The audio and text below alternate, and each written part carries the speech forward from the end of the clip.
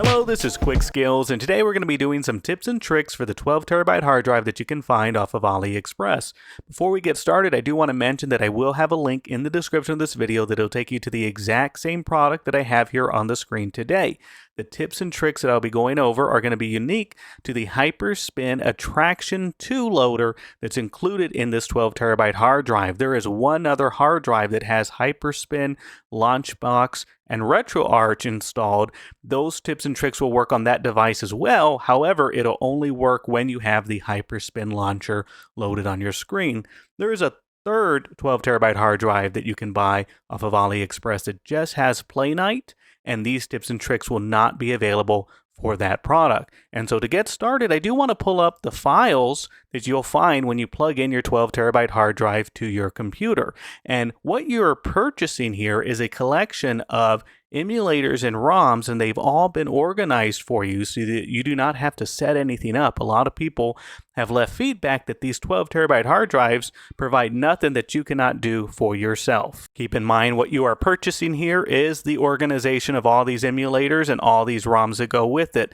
And so if you do not want to have to set up your own retro console at home, I highly recommend this because it can take a lot of time to set up all the emulators and ROMs in the proper folders and have them all easily accessible using Hyperspin Attraction. And so let's load up Hyperspin Attraction and show you some tips and tricks that'll help improve your experience. On the screen here, we do have Hyperspin loaded up, and as you can see, we can access all of our emulators through this screen. And the first thing I'm going to show you is how to turn off the sound as you go through the menu. This is a very noisy setup. As I scroll through the games, the videos automatically start playing, and it can get kind of annoying to hear all the noises as you're switching through games. So what I'm going to do is I'm going to push tab on our keyboard.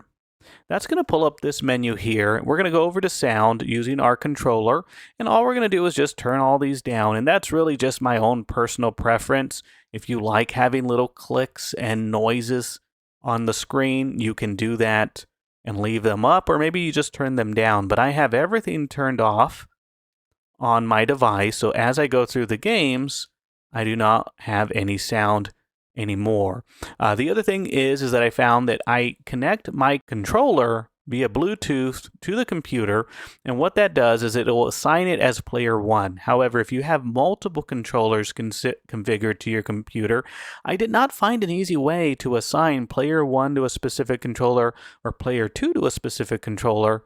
So what I did is I just only have one controller connected at my computer at any time. I actually had a second controller that I had connected, and I didn't like it for the purposes of this video, and I couldn't figure out a way to make sure that that one always loaded up as player 2. So rather than try to figure it out, I just kept that one turned off. However, if I did have multiple people over, I could just turn them both on and then know that that one's always going to be player 1 and that the other controller will always be player number 2. And so what we're going to do next is I'm going to show you some tricks when playing these games off of Hyperspin. And really what you're doing is Hyperspin is just the launcher, and when you select a game, it is actually not emulating or running the ROM. It is finding the appropriate emulator for that device and then loading the ROM that you chose on the screen. And so on the back end, really what you're doing is you're going through all those files, all those folders in your hard drive and selecting the ROM you want to play. And so what I found is that a lot of the configuration still needs to be done on these games for them to have a really good gaming experience. And it's really easy to do once you figure out the method on how to do it. But what I found is that there are two categories of games that you are going to need to know how to tinker with the back-end settings. The first is going to be how to tinker with the settings in MAME. These are going to be your arcade classic games. And what I'm going to do is I'm going to pull up a game on the screen that'll show you what I mean. So on the screen, we have Pretty Soldier Sailor Moon. And before we start the game, I do want to show you on the bottom left-hand corner of the screen, you can see what emulator it's running, and it does say MAME. So let's go ahead and jump right into the game. So whenever you load up a game that is an arcade cabinet, you will see some screens like this. You can go ahead and ignore that, give it a few minutes, and it will load up the game. Once you get to the title screen, you'll see a button that says Deposit Coin. All you're going to need to do is push select on your controller, and it's going to add credits to the game. Another thing you can do is you can push 3 on your keyboard to add credits as well. It really doesn't matter which way you do it. You can pick your character. And so now that we have our game loaded up, I can walk around with my controller, but I am unable to punch or kick. And the reason for that is we need to set the controls to this game. And so what I'm going to do is I'm going to push tab on my keyboard, and that's going to pull up this menu here. I have input for general, that's going to affect all of these MAME category games, or input this machine. That'll change the controls just for this game, and that is the option that we're going to select. You can also use your mouse to select this. You don't have to use your controller. And what we find when we open it up is that player 1 is configured for button 1, 2, and 3 for Control, Alt, and Space. And what we want to do now is we're going to click it, and we're going to push a button on our controller. That's going to be button 1. We're going to go to button 2 now, and we're going to put this button here. So that's going to be button 2. And you can see it left Alt in there. You can get rid of it if you'd like, or you can just leave it. And now we're going to change button 3. And we're going to push whatever button we want to be button number 3. So we have our 3 buttons configured. You can go down now. So if you don't have player 2 controller working, you can go through with player 2 controller and add in the controls. So you can see if I had a second controller turned on, I would need to put my up, down, left, and right. Otherwise, I would be unable to play. You can see these are all the other buttons that you can press. We're not going to use any of these. So now when we go back, we can see that I can punch, kick, and jump. Oh, that is our moon power. So we have just punch. If we want to kick, I think it's just part of jumping to kick. But there's only 3 buttons in this game, and all 3 buttons are working for me.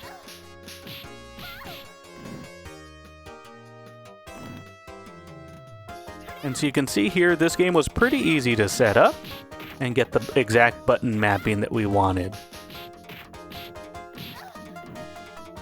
So let's jump into another tip. Next up, we have Time Crisis. This is going to use mainly mouse and keyboard to play because it is a light gun game, and with light gun games, it's very difficult to play with a controller, and so I do prefer playing with mouse and keyboard. One thing that I notice is that the mouse moves really fast, and so to do these little tiny precise movements, you're not really able to do them. And so I'm going to show you some tricks on how to configure your light gun games. So first we're going to hit tab on our controller, or on our keyboard. Then we're going to go over to input on this machine. Then for this specific game, I did make it to where the trigger of the gun is going to be the mouse, but for the foot pedal, I do prefer that I use the spacebar button.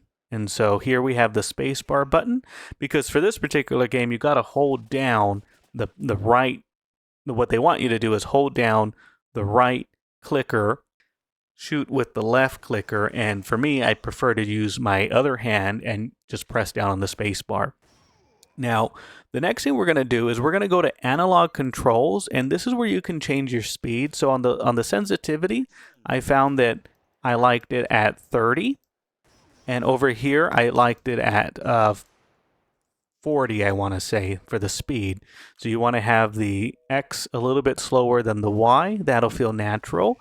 And you can see here I cannot click the speed left or right, and what I have to do is use my keyboard to move this left or right. So we're going to go 30 here, we're going to go 40 here, and what that's going to do is going to slow down the movements on the screen, so it's still very fast, but it's more manageable. And so here, we're going to go back into this game now. We're going to push 3 on our keyboard to add credits in, and now we're able to play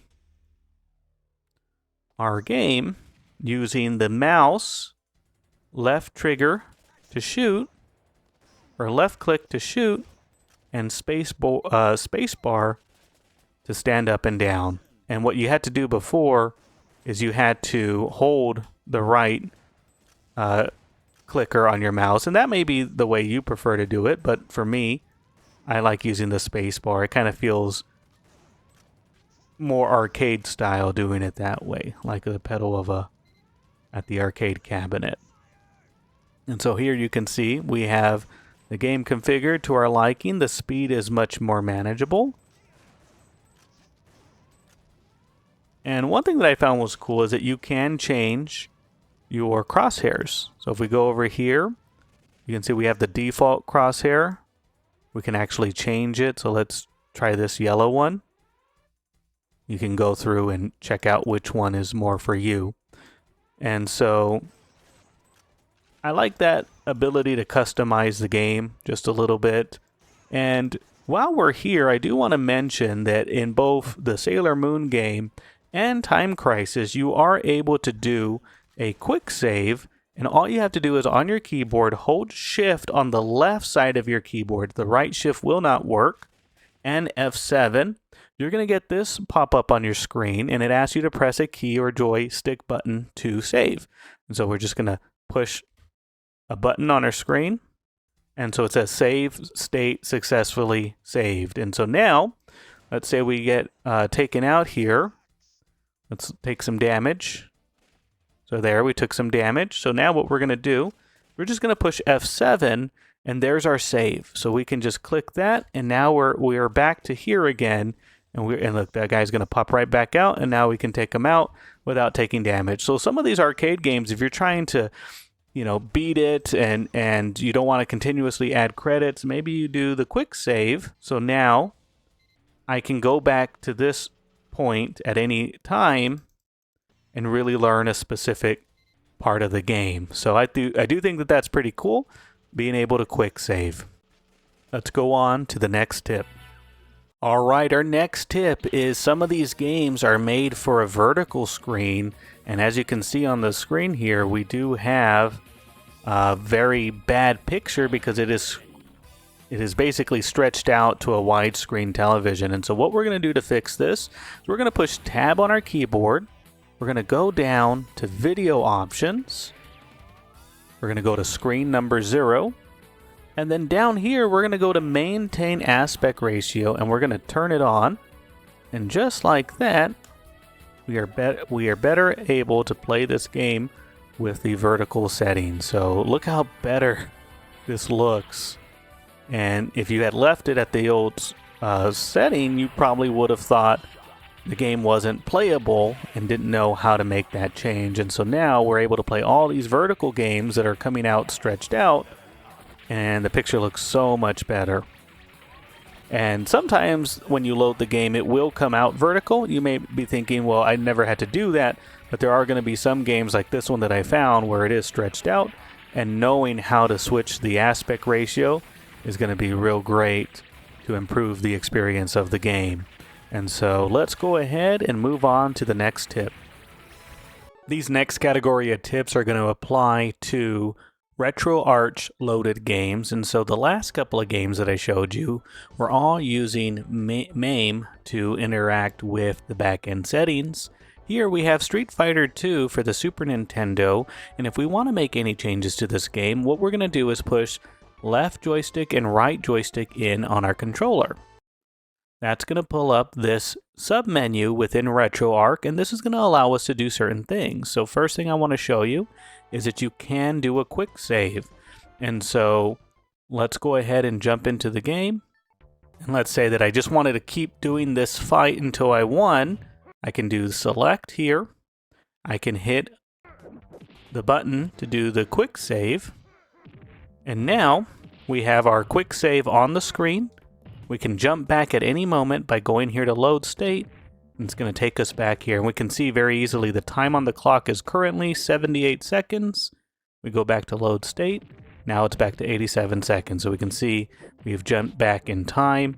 The other thing we may want to do is mess with the settings of the mapping. So here we have kicks on the lower buttons and punches on the right buttons. Oh, let's go ahead and load state. And then the bumpers are set as well.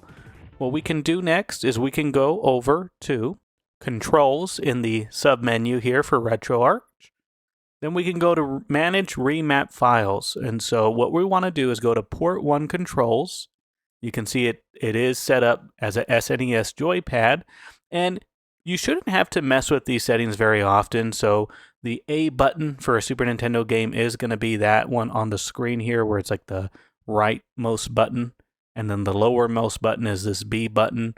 Now, these are already all configured the way you may want it, but let's say you personally like to have the buttons mixed around. All you have to do is click a button here, and it'll allow you to pick any other option. So if you want that rightmost button to be the Y button, then all you have to do is change it there.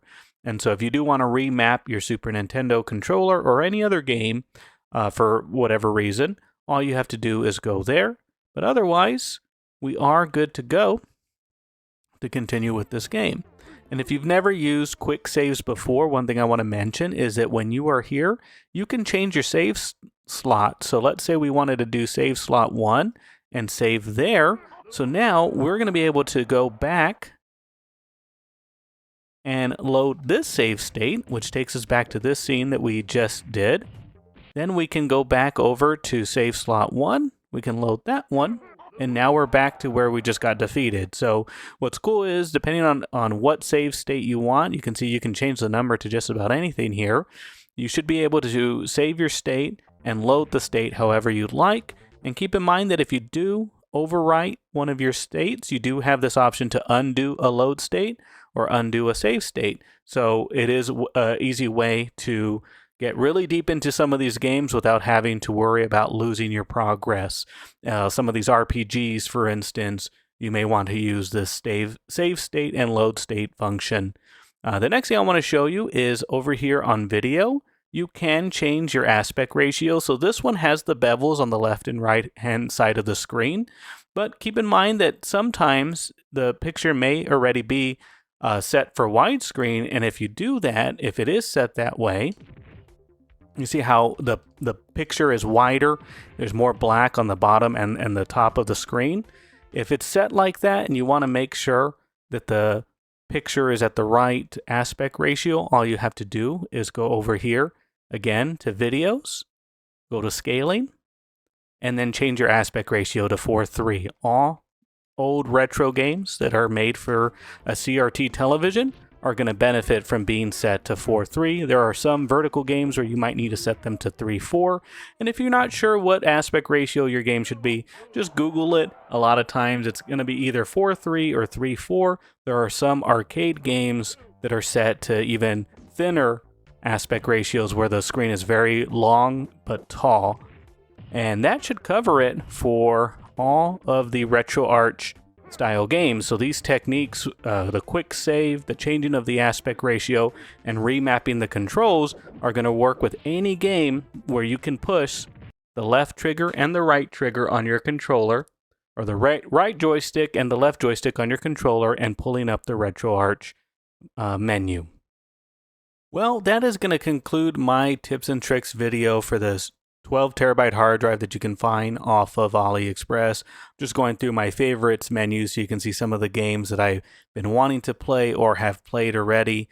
But one thing that I like about this 12 terabyte hard drive is that it has a huge collections of emulators and ROMs. Now, you are going to have to do a lot of configuring for a lot of these games, but once you figure them out, it is pretty easy to get into these games and play them. If you have any questions about loading a game, I might not know an answer to it, but I'll load up mine and try to figure out a solution to your problem. And if I find a solution, I'll either leave you a comment or make a video on it if it means that it is very difficult to do. But I hope that this video helps answer a lot of the questions. I know that setting the controls, being able to quick save, those are two of the most fundamental things that you'll need to do to really have a good time on the 12 terabyte hard drive. And just remember that you are not really using Hyperspin to play these games. You have the emulators and ROMs saved within your files. So if you truly can't figure it out, you can load up the ROM or the emulator that is running the ROM and see if there's some back-end settings that'll help answer your problem that you have. But that pretty much concludes today's video. Thank you so much for watching. I hope you enjoyed it. You have a good day.